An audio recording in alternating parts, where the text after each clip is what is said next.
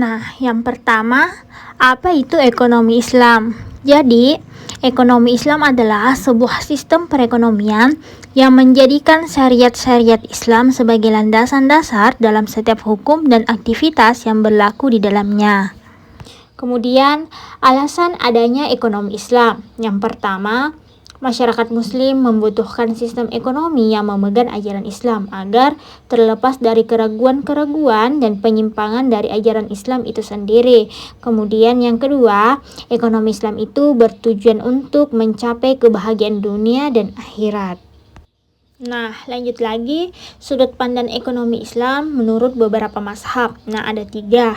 Yang pertama itu mazhab Baqir As-Sadar, kemudian yang kedua ada mazhab mainstream, dan yang terakhir itu ada mazhab alternatif kritis. Mazhab Baqir As-Sadar berpendapat bahwa ilmu ekonomi tidak pernah bisa sejalan dengan Islam. Ekonomi tetaplah ekonomi dan Islam tetaplah Islam. Nah, kemudian mazhab mainstream. Mazhab ini setuju bahwa masalah ekonomi muncul karena sumber daya yang terbatas dan dihadapkan pada keinginan manusia yang tidak terbatas. Nah, kemudian yang terakhir, mazhab alternatif kritis.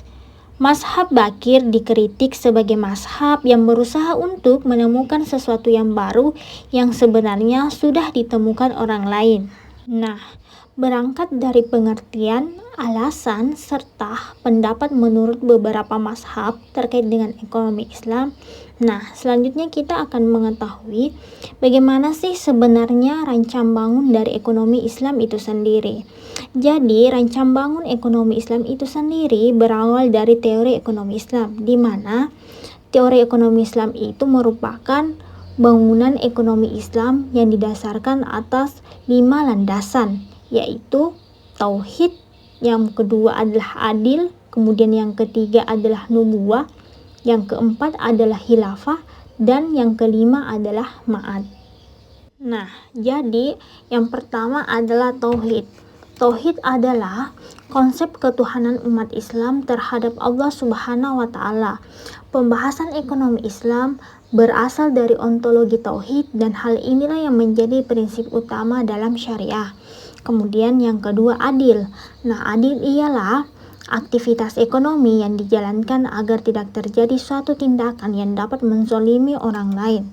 Kemudian yang ketiga, nubuwah.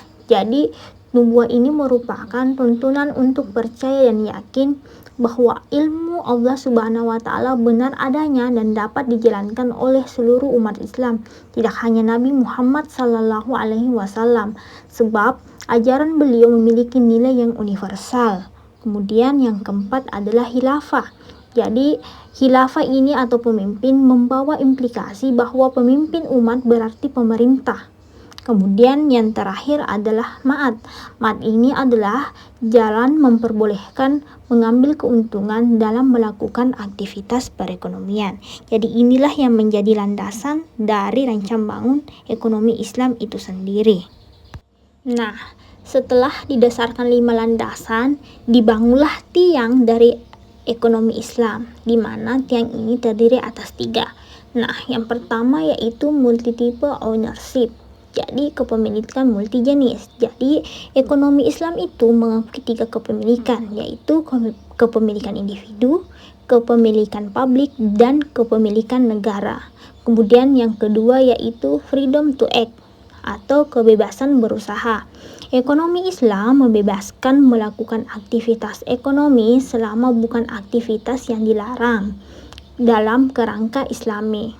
Kemudian yang terakhir yaitu social justice atau kesejahteraan sosial. Jadi pemerataan dalam distribusi pendapatan. Namun pemerataan ini bukan berarti sama rata.